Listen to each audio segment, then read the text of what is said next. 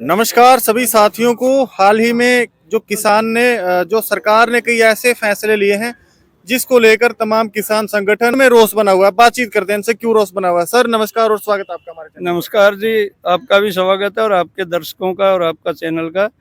आप भी हमेशा हमारी मांगों को और हमारे मुद्दों को हमारे साथ ही उठाने में सब हमेशा साथ रहे हैं और उम्मीद करते हैं भविष्य में भी हमारा साथ ऐसे रहेगा।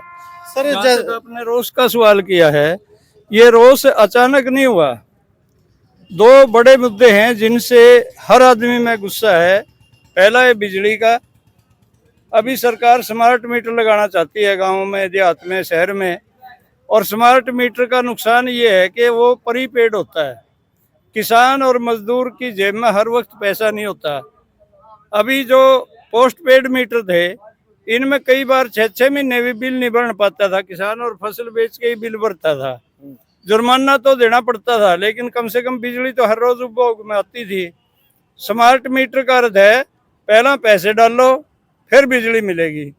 तो इसके खिलाफ है हमें, क्योंकि किसान और मजदूर की जेब में हर वक्त पैसा नहीं होता है, बल्कि महंगाई ना हमारा तो वैसे ही खून चूस लिया।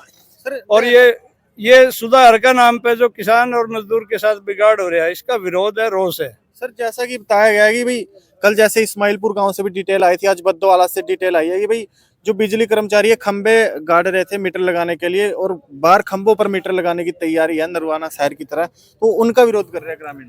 देखिए, मीटर लगाना, मीटर तो पहले ही बह रहे हैं, मीटर अंदर कोई नहीं है किसी के भी।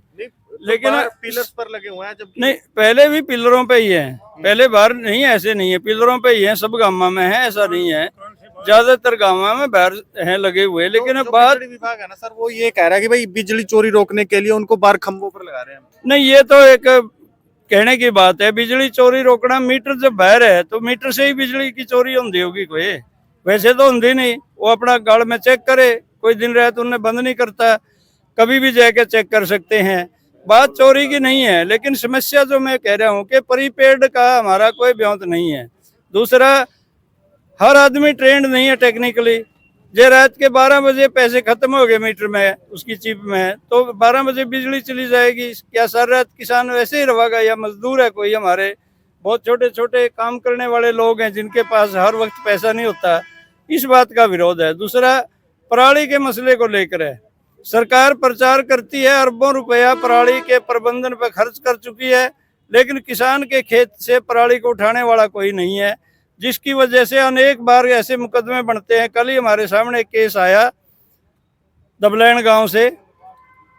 आज से लगभग 1.5 महीना पहले उसने, कोई मजबूरी थी, जब कोई फसल बोने के लिए जमीन खाली करनी थी, कोई उठाने वाला नहीं आया, तो उसने 7 कनाल जमीन में पराली जलानी पड़ी। और उसी दिन 2-3 दिन बाद जाके महकमा ने उससे जुर्माना वसूल लिया 2,500 रुपये। और फिर अभी उसके पास फोन आया थाने से कि आप आओ, अपनी जमानत करा लो, जमानती ने साथ ले आओ। वो मुकदमा, और फिर उसकी जमीन पे लाल निशान लग गया, लाइन लग गई कि 2 साल तक फसल नहीं खरीदी जाएगी। एक दोस्त तो नहीं है, मजबूरी थी, लेकिन इसके बावजूद 3 सजा दे रहे हैं।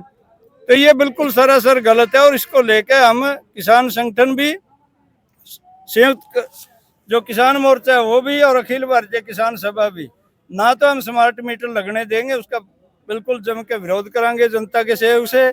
और ये जो पराली वाला मसला है, ये बिल्कुल सरासर गलत है, और सरकार इसका प्रबंधन करे, उठवाए। हमने तो 1,000 रुपये भी लेने की टाल कर दी, भाई नहीं लगाएंगे हम, लेकिन खेत खाली कर दो। तो ये जो ठगी हो रही है, और अभी जांच का विषय है, आपके चैनल के माध्यम से मैं कहना चाहता हूँ, लाखों एकड़ जमीन के अनावश्यक बहुत लोग पैसे इकट्ठा करेंगे। सुनने में ही आया कि सैकड़ों किलों की रजिस्ट्रेशन करवा रही है कि मैंने पराली का प्रबंध किया है, जबकि ऐसा कुछ भी नहीं है। किसी भी किसान ने, और खासकर छोटा किसान ने, अपना खेत आप खाली करना पड़ा है, पराली को उठाने वाला कोई अंतर नहीं आया।